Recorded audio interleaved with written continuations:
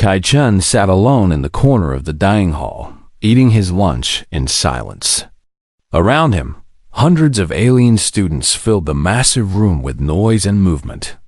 Some had scales that shimmered under the lights.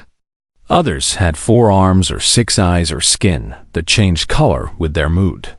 The Galactic Union Academy was home to students from over 50 different species, and Kai was the only human among them.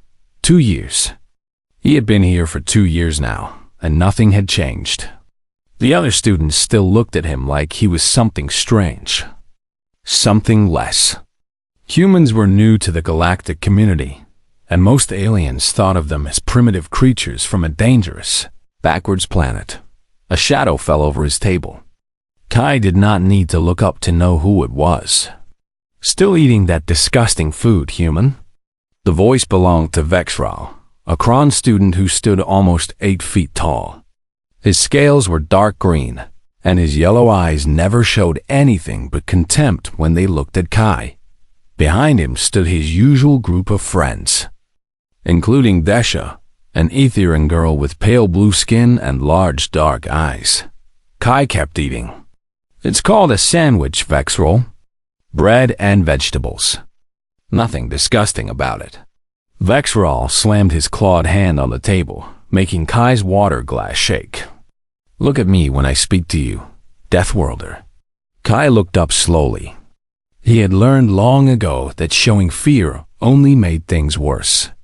Can I help you with something? I heard you score highest on the physics examination, Vexral said. His friends laughed as if this was the funniest thing they had ever heard. The professors must have made a mistake. Everyone knows humans just memorize things. You don't actually understand any of it. Desha stepped forward, her movements graceful like flowing water. Her species was telepathic, and she often used her abilities to make Kai uncomfortable. His mind is so simple, she said to Vexral. I can barely sense anything in there. It's like trying to read a sleeping animal. The group laughed again. Kai said nothing. He had learned that Desha could only read surface thoughts, and he had become very good at keeping his mind quiet around her. Nothing to say? Vexral leaned closer. Of course not. What could a human possibly say? Your species has only been in space for what, 200 years? My people have been traveling between stars for 50,000 years. You are children. Weak, slow, fragile children. Kai finished his sandwich and stood up. He was short compared to most aliens here, barely reaching Vexral's chest. Are we done here? I have class. Vexral's eyes narrowed. He hated when Kai refused to react. Before he could say anything else, a loud chime echoed through the dining hall. Every student turned toward the large screen on the wall as it flickered to life. Mentor Zorath appeared on the screen. He was a silicoid, a species made of living crystal. His body glowed softly from within, and his voice sounded like wind chimes when he spoke. Attention, senior students. I have an important announcement regarding your final excursion. The room fell silent. The senior excursion was a tradition at the academy. Each year, the graduating class would travel to a different planet to study its culture and environment. It was considered a great honor, and students talked about their excursions for the rest of their lives. This year, Mentor Zorath continued, we will be visiting a planet that none of you have been to before. We will be traveling to Earth. Kai's heart stopped. Around him, the reaction was immediate. Some students groaned. Others laughed. A few looked nervous. Earth? Someone shouted from across the room. That death trap? Why would we go there? Mentor Zorath raised a crystalline hand for silence.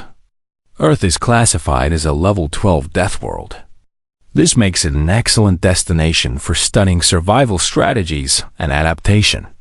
You will spend 2 weeks on the surface, learning about its ecosystems and the species that live there, including, he paused and seemed to look directly at Kai through the screen, humans.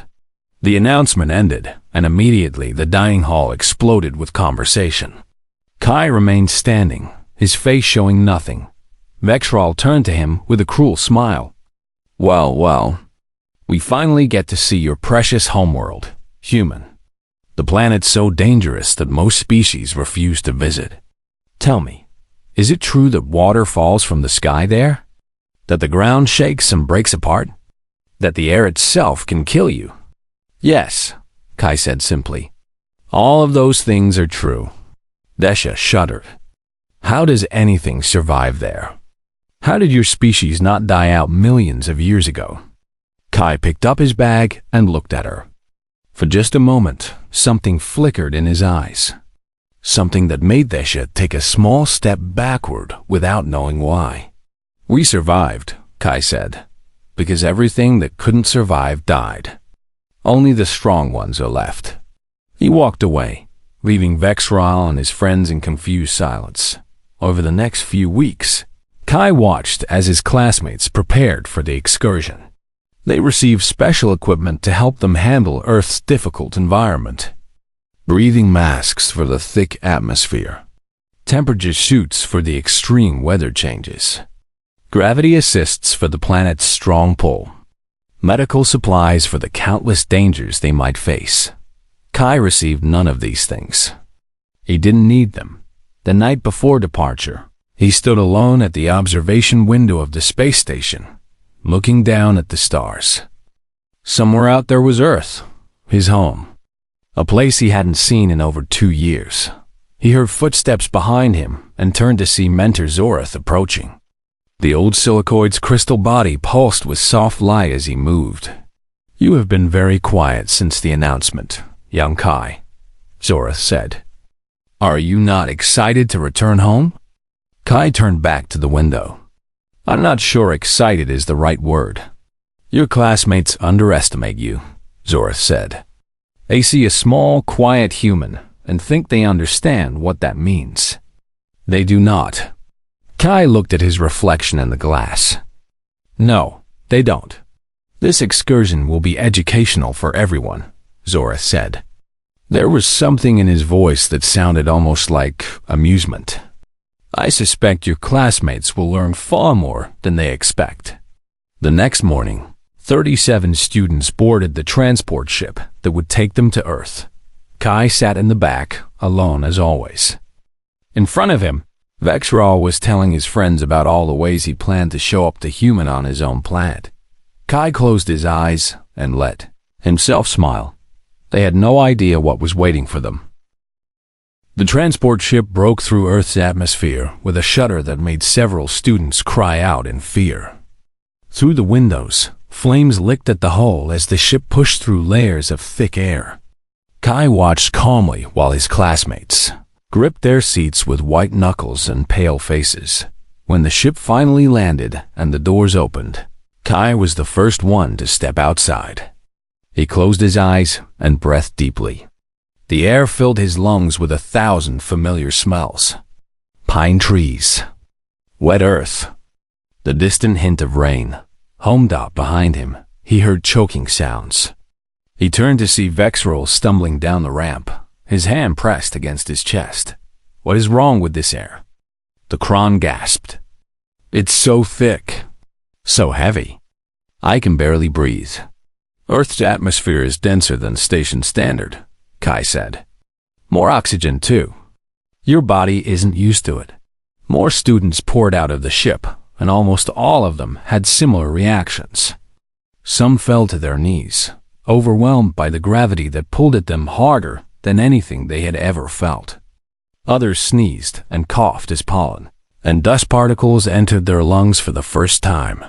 Desha stepped delicately onto the grass, and immediately froze. What is this? She asked, looking down at the ground in horror. It's alive. Everything is alive. I can sense millions of tiny minds everywhere. Insects, Kai said. Bacteria, worms. Earth's soil is filled with living things. Desha looked like she might faint. Mentor Zorath emerged from the ship last. his crystal body humming as it adjusted to Earth's electromagnetic field. "Students, please gather yourselves. We have a base camp to establish before nightfall." It took the class 3 hours to walk 1 kilometer to their campsite. On the station, this would have taken 20 minutes at most. But here on Earth, every step was a struggle. The Kron students, usually so proud of their strength, were the worst affected. Their heavy bodies worked against them in the higher gravity. Kai walked at the back of the group, moving easily while carrying twice the supplies of anyone else. He didn't say anything when Vexrol glanced back at him with confused, angry eyes. By the time they reached camp and set up their shelters, the sun was beginning to set. And then something happened that made every alien student freeze in terror. The sky changed color. "What is happening?" someone screamed. "Why is it turning red? Is there a fire? Are we going to die?" Kai couldn't help but laugh. Every student turned to stare at him. "It's called a sunset," he said, still smiling. "The light bends through the atmosphere as the star drops below the horizon. It happens every single day." The students watched in stunned silence as the sky transformed from blue to orange to pink to deep purple. Stars began to appear one by one. Somewhere in the forest, an owl began to call. "That sound," Vexrol said quietly. "What is making that sound?" "A bird, a nocturnal predator.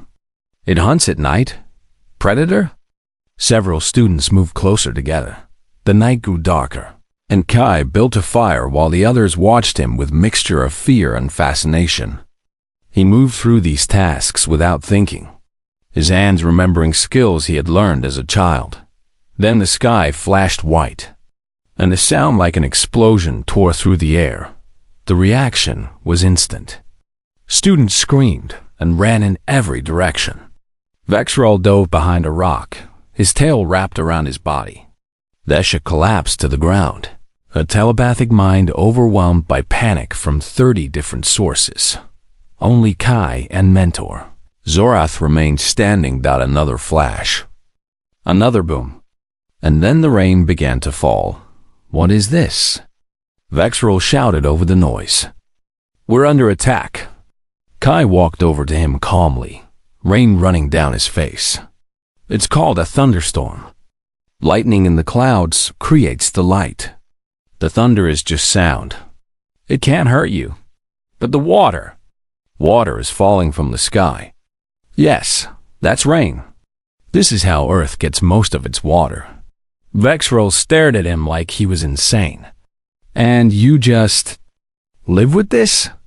This happens regularly?" "Several times a week in some places." It took almost an hour for Kai to calm everyone down enough to get them back to their shelters. The rain continued through the night, drumming against the thin walls while students huddled inside, unable to sleep. The next morning brought new horrors.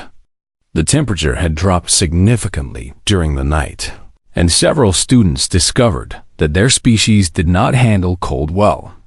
Then, during breakfast, a large brown creature emerged from the trees. Kai recognized it immediately. A black bear, despite its brown fur. Female, probably around 300 pounds. Curious but not aggressive. The other students did not recognize it at all. They saw only a massive beast covered in fur with claws like knives and teeth that could crush bone. "Predator!" Someone screamed. The camp erupted into chaos. Students ran into each other, knocked over equipment, and screamed in languages Kai didn't understand. The bear, startled by the noise, stood up on its back legs to get a better look. This made things worse. "It's going to eat us," Vesha cried. "It's going to eat us all." Kai walked forward slowly, placing himself between the bear and the panicking students. He raised his arms and made himself look bigger. Then he shouted in a loud, firm voice, "Hey, go on, get out of here." The bear dropped back to all fours. It looked at Kai for a long moment, then turned and walked back into the forest without hurry. The camp fell silent. Kai turned around to find every single student staring at him with wide eyes. Even Mentor Zorath looked impressed. "How did you do that?" Vexrol demanded. His voice was shaking. "That thing was huge. It could have killed you." "Black bears are usually not aggressive," Kai explained. "You make yourself look big and make lots of noise. They usually leave. It's basic Earth knowledge. Every human child learns this." "Every child?" Desha whispered. "Human children are taught to fight monsters?" "That wasn't a monster. That was just a bear. You should see the actually dangerous animals." Vexrol sat down heavily on a rock. For the first time since Kai had known him, the Kron bully looked truly frightened. "This planet," he said quietly. "This planet is insane. How do humans survive here?" Kai looked around at the forest, at the mountains in the distance, at the clouds gathering for another storm. Everything here could kill you. The weather, the animals, the plants, even the water and air. But it was also beautiful in a way that nothing on the station could ever match. "We survive," Kai said, "because this is what made us. Every human alive today is descended from people who survived everything this planet could throw at them. We didn't become strong despite Earth. We became strong because of it." That night, Mentor Zorath pulled Kai aside while the other students struggled to make their own fires. "I have read the reports about death worlds," the old silicoid said. "I thought they were exaggerated. I see now that they were not."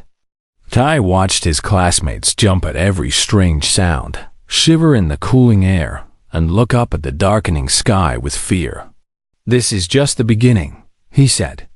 "Tomorrow we start the survival trek. That's when things get really interesting." Mentor Zorath gathered the students at dawn and explained the next part of their excursion. They would travel 50 kilometers across Earth's wilderness, crossing mountains, forests, and rivers. They had 5 days to complete the journey. This was, he told them, standard training for human children on Earth. The alien students looked at each other with pale faces. After what they had experienced in just 1 day, the idea of walking 50 kilometers through this death trap seemed impossible. Kai simply shouldered his pack and waited. The first day went badly. The Kron students, including Vexrol, pushed themselves hard at the beginning, determined to prove their strength. By midday, they were suffering. The combination of higher gravity and rough terrain exhausted them faster than anything they had ever experienced. But worse than the exhaustion was the heat. Vexrol collapsed first. The great Kron warrior fell to his knees, his scales turning a sickly gray color. His breathing came in short, painful gasps. "What is wrong with him?" one of his friends shouted. "Is he dying?" Kai knelt beside Vexrol and examined him quickly. He had seen this before in reptiles at home. "He's overheating. His body can't cool down fast enough. But how? It's not even that hot. It's hot enough." Kai pulled out his water bottle and poured it over Vexrol's head and neck. Kron regulate temperature through their skin, right? On the station, the temperature never changes. Here, it's different. His body isn't adapted for this. Slowly, Vexrol's breathing improved. His eyes focused on Kai's face. "How are you not affected?" he asked weakly. "You're not even sweating." "Wait, you are sweating. Why is water coming out of your skin?" "That's how humans cool down," Kai explained. "We sweat. The water evaporates and takes heat with it. We can keep moving in temperatures that would kill most other species." Desha watched this with growing confusion. "Your body leaks water to survive heat? That seems wasteful, dangerous, even." "It is. It is. We have to drink constantly to replace the water. But it also means we can travel long distances in hot weather. It's one of the reasons humans became the dominant species on Earth. Kai helped Vexrol to his feet, and they continued walking. But now the dynamic had changed. The alien students were struggling, and they knew it. And Kai, the small, quiet human they had mocked for 2 years, was the only one who seemed comfortable. The second day brought a new challenge. A river. The water was cold and fast, about 30 meters wide. To the alien students, it looked like certain death. Most galactic species could not swim. Their bodies were too dense, or their lungs could not handle water exposure. Or they simply came from planets where large bodies of water did not exist. We'll have to find another way around, Vexrol said, staring at the rushing water. That would add 2 days to our journey, Mentezorith said. The only crossing point is here. Kai dropped his pack and began removing his outer clothing. I'll swim across and set up a rope line. The rest of you can pull yourselves across. You can swim? Desha asked, horrified. You can survive in water? Willingly? Kai dove into the river without answering. The cold hit him like a punch, but his body adjusted quickly. He swam across using strong, steady strokes, fighting the current that tried to push him downstream. When he reached the other side, he secured the rope around a thick tree and waved to the others. One by one, the students crossed, clinging to the rope with desperate terror. When Vexrol reached the other side, his whole body was shaking. Humans can do that? He asked. Just enter water and move through it? We're born knowing how, Kai said. Well, almost. Human babies can float and hold their breath underwater from birth. We have to be taught the actual swimming part. From birth, Vexrol repeated quietly. That night, around the fire, the students learned more about their human classmate. They watched him eat berries he had picked from nearby bushes, leaves from certain plants, and meat from a fish he had caught in the river. How do you know what's safe to eat? One student asked. There must be thousands of plants here. Millions, Kai corrected. And yes, many of them are poisonous. But humans have learned over thousands of generations which ones are safe. We can eat more different foods than almost any other species on Earth. And the fish? You just killed it and ate it? I cooked it first. Humans can eat raw meat, but cooking makes it safer and easier to digest. Desha, who had barely eaten anything since arriving, looked at Kai with new eyes. On my world, we had exactly 3 types of food. They are grown in controlled environments and delivered to our homes. The idea of just finding food in the wild, killing it yourself, terrifying? Kai suggested. Impressive, she admitted reluctantly. On the 3rd day, Desha got sick. Her immune system, completely unprepared for Earth's microscopic life, began to fail. She developed a fever and could barely walk. As Kai treated her with basic medicines from his pack. He explained something that made every student's skin crawl. Humans have trillions of bacteria living inside us. Right now, in my stomach, there are more bacterial cells than there are stars in this galaxy. They help us digest food and fight off infections. Desha looked like she might vomit. You have creatures living inside you? On purpose? We couldn't survive without them. Human babies get their first bacteria from their mothers. If a human doesn't have the right bacteria in their gut, they get very sick. That is the most disturbing thing I have ever heard, Vexrol said. But his voice lacked its usual hostility. Instead, he sounded almost awed. By the 4th day, something strange had happened. The students had stopped looking at Kai as an oddity. They had started looking at him as a leader. When there was a decision to make, they looked to him. When there was danger, they moved behind him. When they needed to know if something was safe, they asked him. On the night of the 4th day, the students sat around the fire, exhausted but alive. They had covered 40 kilometers through some of the most difficult terrain any of them had ever seen. Tomorrow they would reach the endpoint. I need to sleep, Kai announced, lying down near the fire. Wake me if anything happens. Sleep, Vexrel muttered. Another strange human thing. Why do you need to be unconscious for hours every day? Our brains use sleep to process information, Kai said with his eyes closed. Sort through memories. Solve problems. Sometimes I go to sleep confused about something and wake up with the answer. Your brain works while you're unconscious? In a way. Humans dream.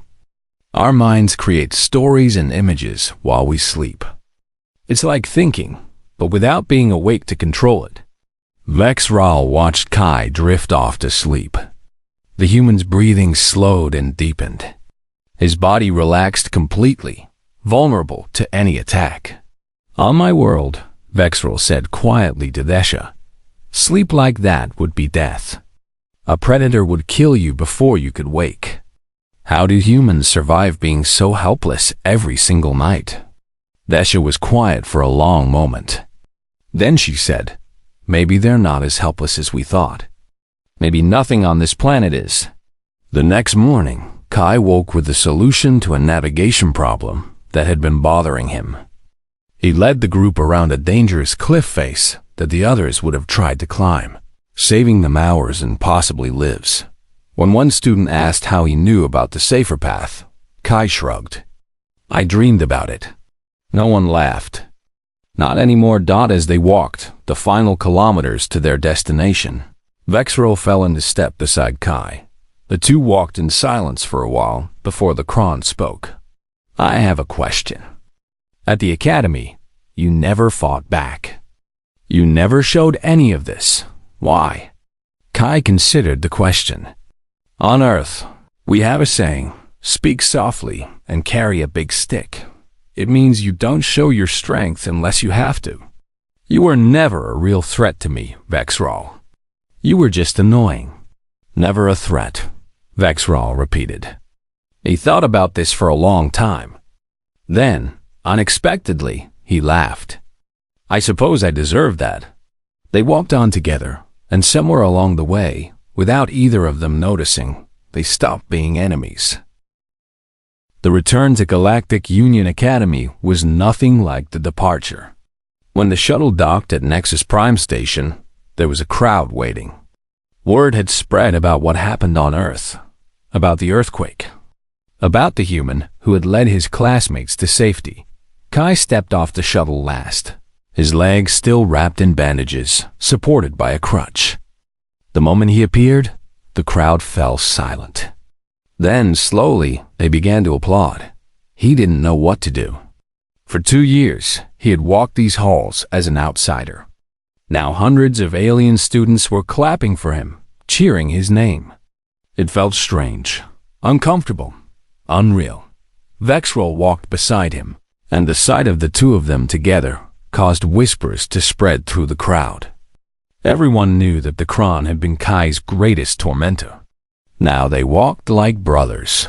The next few days were a blur of medical examinations, official reports, and endless questions. But it was what happened after that truly changed things. It started in the dining hall. Kai was eating lunch at his usual corner table when Vexrol approached. But instead of looming over him with threats, the Kron set down his tray and asked, "May I sit with you?" The entire room went quiet. "Sure," Kai said. Vexrol sat down. Then, in a voice loud enough for everyone to hear, he said, "I owe you an apology. For 2 years, I made your life difficult. I mocked you. I called you weak. I was wrong. You already apologized on Earth. That was private. This needs to be public." Vexrel stood up and turned to face the room. "Listen to me, all of you. This human, this small, quiet human that many of you have laughed at, is the strongest person I have ever met. On Earth, while the rest of us panicked, he kept us alive. While we complained, he led. While we gave up, he never stopped fighting. Not for himself. For us." The room was completely silent. I was taught that humans were primitive, Vexrol continued. That their planet made them weak. I was wrong. Their planet made them into something we cannot even comprehend. And we would do well to remember that. He sat back down and resumed eating as if nothing had happened. Around them, conversations slowly started again, but everything had changed. The way people looked at Kai was different now. Not with contempt or pity, but with respect. Over the following weeks, Kai found himself surrounded by people who wanted to talk to him. Students who had never spoken to him before now sought him out to ask questions about Earth, about humans, about how he had done the things he did. Desha became one of his closest friends. The Etherian girl had been deeply affected by her experience on Earth, and she channeled that into her studies. She wrote her senior thesis on human consciousness, presenting her findings to a packed lecture hall. Human minds are not simple, she explained. They are not fragmented or primitive. What I sensed as chaos was actually parallel processing on a level we've never seen. The average human is simultaneously running combat awareness, social analysis, creative imagination, and logical problem solving at all times. They are never thinking about just one thing. They are thinking about everything, all at once, always. She paused, looking around the room. And that's just when they're relaxed. When they're threatened, when someone they care about is in danger, they access even deeper capabilities. Faster reflexes, greater strength, complete disregard for their own safety. They call it many things: adrenaline, love, courage. I call it evolution's masterpiece. Her thesis was accepted with the highest marks in Academy history. Mentor Zorath recovered fully and submitted his own report to the Galactic Union Council. His recommendation was simple but powerful. Earth should no longer be classified as a primitive backwater. Humans should no longer be dismissed as simple creatures from a dangerous world. Instead, they should be studied carefully and treated with the respect given to any species that had conquered their environment so completely. The Council agreed to review Earth's status. It was a small step, but it was a beginning. As for Kai, he was offered a position that had never existed before. He would be the official student liaison for all future Earth excursions. He would help prepare alien students for what they would face, and he would guide them through the experience. No one would go to Earth uninformed again. On his last day as a regular student, Kai stood at the observation window, looking out at the stars. A new class of freshmen had arrived that morning, and he had watched them file into the academy with the same mixture of excitement and nervousness that he remembered from his own first day. He heard footsteps behind him and turned to see Vexrol approaching with Desha and several other friends. They were smiling. "There's something you need to see," Vexrol said. They led him to the dining hall, where the new students were gathering for their first meal. Kai stood at the back, watching them find seats and look around with wide, curious eyes. Then he saw it happen. A tall Kron student, not unlike Vexrol had been 2 years ago, approached a small figure sitting alone at a corner table. Another human, a new student probably only 14 or 15 years old, looking scared and uncertain. "Look at this," the Kron laughed to his friends. Another Deathworlder. "Tell me, human, can your primitive brain even understand what we're saying?" Before Kai could move, Vexrol stepped forward. He walked across the dining hall, his footsteps loud in the sudden silence. The new Kron student turned, his face pale at the sight of the senior approaching. "Let me tell you something," Vexrol said, putting a massive arm around the confused bully. "I used to be just like you.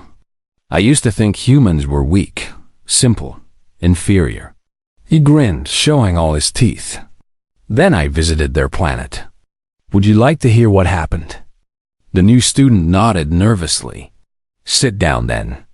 This is going to take a while." Vexrol looked at the young human in the corner and winked. "You too, little one. Come join us." You're going to want to hear this story about what humans are really capable of." The young human stood slowly and walked over. As she sat down, Vexral began to tell the tale of the Earth excursion. Other students gathered around to listen. Soon, a crowd had formed, all of them hanging on every word. Kai watched from across the room. Dasha stood beside him. "You did this," she said quietly. "All of this. You changed how they see humans." Kai shook his head. "I just showed them who we already were. They changed themselves." The young human girl looked up and saw Kai watching. Something passed between them. A recognition.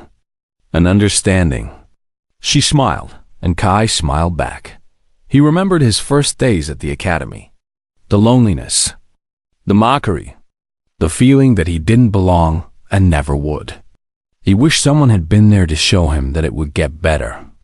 That the universe was bigger than any one bully. That being different wasn't a weakness. It was a strength. Now there was someone. Now there would always be someone. Because that was what humans did. They survived. They adapted. They built communities out of strangers and families out of enemies. They took the worst the universe could throw at them and came back stronger, despite their hardships. But because of them, as the sun set outside the station windows, painting the stars in shades of gold and crimson, Kai-chan finally understood something. He had spent 2 years trying to fit in, trying to be accepted, trying to prove that he belonged, but he had always belonged. He just hadn't known it yet. And now, standing in this room full of aliens who had once been strangers and were now friends, watching the next generation begin their own journey, he finally felt at home. Not because he had proven himself, but because they had finally understood what being human truly meant. And in that understanding, everything changed. They never made it to the destination point. On the morning of the 5th day, with only 3 kilometers left to travel, the ground began to shake. At first, it was a gentle vibration, like a deep hum rising up through the earth. Then it became violent. Trees swayed and fell. Rocks tumbled down from the hills around them. A crack appeared in the ground, racing toward them like a living thing. Students screamed and scattered in every direction as the world tore itself apart. The earthquake lasted only 30 seconds, but it changed everything. When the shaking stopped, Kai pulled himself out from under a fallen branch and looked around. The landscape had transformed. Where there had been a clear path, now there were fallen trees, broken rocks, and deep cracks in the earth. The sky was filled with dust and the sound of distant rumbling. "Is everyone alive?" Kai shouted. "Sound off." Voices came from different directions. Some scared, some hurt, but alive. Kai moved through the destruction, pulling students from debris and checking for injuries. Vexro emerged from behind a boulder, his arm bleeding from a deep cut. Dasha was crying, but unharmed. Mentor Zorath was not so lucky. They found the old silicoid lying beneath a massive fallen tree. His crystalline body was cracked in several places, and his inner light was flickering weakly. "The shuttle," Zorath whispered. "The emergency beacon. You must." "The shuttle is behind us," one student said. "But the earthquake. The path is destroyed. It would take days to go back." Kai examined the landscape. The student was right. The earthquake had created an impassable wall of broken rock and fallen trees between them and their ship. They were cut off. What about the destination point? Kai asked. "Is there anyone there who can help?" 3 kilometers ahead. There should be a human settlement. Kai nodded. "Then we go forward. We get help and come back for Mentor Zorath." "We can't leave him," Dasha cried. "We won't." Kai looked at the injured silicoid, then at his classmates. 5 of you stay here. Build a shelter. Keep him stable. The rest of us will move fast and bring back help." "Who put you in charge?" someone demanded. It was one of the Kron students, a friend of Vexral named Taurus. "You're just a human." Vexral stepped forward and stood beside Kai. "Yes, he's just a human. And right now, on this planet, that makes him the most qualified person here. Anyone who has a problem with that can take it up with me." Taurus backed down. No one else objected. Kai organized the group quickly. He assigned the strongest students to stay and protect Mentor Zorth. He showed them how to build a proper shelter using branches and leaves. He left them most of the water and food. Then he led the rest toward the human settlement. The 3 kilometers felt like 30. The earthquake had changed the terrain completely. Paths that had existed before were gone. New obstacles appeared around every corner. And then, just when they thought things couldn't get worse, the aftershock hit. The ground shook again, weaker than before, but still dangerous. A section of hillside gave way, sending rocks and dirt sliding down toward the group. Kai saw it happening. He saw that 2 students, both small Etherian girls, were directly in the path. He didn't think. His body moved before his brain could catch up. Kai sprinted forward, grabbed both students, and threw them out of the way. Then the rock slide hit him. When he opened his eyes, he was half buried in dirt and small stones. His legs screamed with pain. His head was bleeding. But he was alive. Vexral and the others dug him out frantically. "How did you do that?" Vexral demanded. "You moved so fast. Faster than I've ever seen you move." "Adrenaline," Kai gasped through the pain. "It's a chemical our bodies make when we're in danger. Makes us faster and stronger for a short time. You can make yourself faster just by being scared. Not scared exactly. More like when we need to act. When someone is in danger. Human parents have lifted vehicles off their trapped children. It's called hysterical strength." Vesha helped bandage his head wound. "Your species is impossible," she said. "Everything about you is impossible." Kai managed to stand, though his leg nearly gave out. "We need to keep moving. Can't stop now." They continued, slower now. The 2 Etherian girls stayed close to Kai, looking at him with something like worship in their large eyes. He had saved their lives without hesitation, had gotten hurt protecting strangers who had never been particularly kind to him. The sun began to set.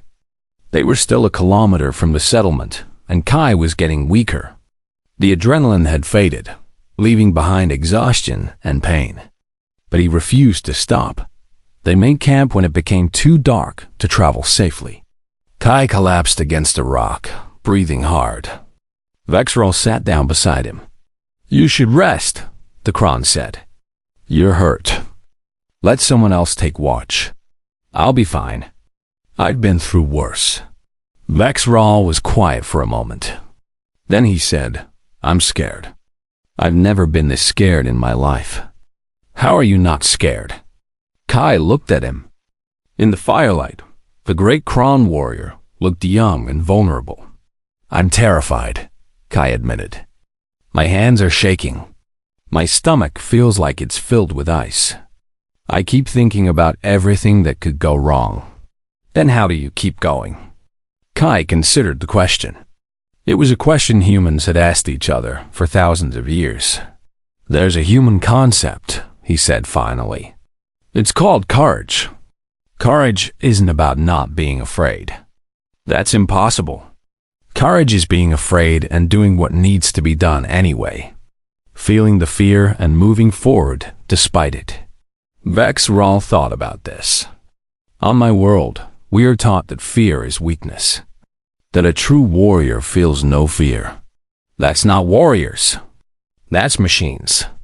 Real warriors feel fear. Real warriors feel everything. They just don't let it stop them." The night passed slowly. Kai drifted in and out of sleep, his injuries keeping him from true rest. At some point, he became aware of Vesha sitting beside him, her hand resting lightly on his arm. I was wrong about you, she said quietly. We were all wrong about you. It's okay. No, it's not. Her voice was thick with emotion. We treated you terribly. We made your life miserable for 2 years. And now, after everything, you're risking your life to save us. Why? Why don't you hate us? Kai opened his eyes and looked at her. You were ignorant, not evil. You didn't know any better. Now you do. That's what matters. At dawn, they started moving again. Kai's leg was worse, swollen and hot to the touch. Vexro insisted on supporting him, taking much of his weight. Don't argue, the Kron said when Kai tried to refuse. You saved 2 of our people. This is the least I can do. An hour later, they saw smoke rising in the distance. Buildings, vehicles, humans, they had made it. The human rescue team arrived at Mentor Zoroth's location within 2 hours. They brought medical equipment, food, water, and transport. Within another hour, everyone was safe. As they loaded Mentor Zoroth onto a medical shuttle, the old silicoid reached out and grasped Kai's hand. You saved us all, he said. Every single one of us owes you our lives. Kai shook his head. We saved each other. On the shuttle back to the station, Vexrol sat next to Kai. The Kron was quiet for a long time, watching the clouds pass beneath them. Finally, he spoke. I understand now. At the academy, you weren't weak. You were holding back. All that time, you could have shown us what you really were. Why didn't you? Kai looked out the window at the earth below. His home. His dangerous, beautiful, impossible home. Because showing strength through pain isn't strength at all. Real strength is what you do when no one is watching. It's who you are when you have nothing to prove. Vexral nodded slowly. My people could learn a lot from humans. My people could learn a lot from everyone, Kai replied. That's kind of the point. Below them, Earth turned slowly, blue and green and white, a jewel in the darkness of space. A death world. A cradle of impossible life. Home to a species that had learned to survive anything by learning to work together. The class was going home. But none of them would ever be the same.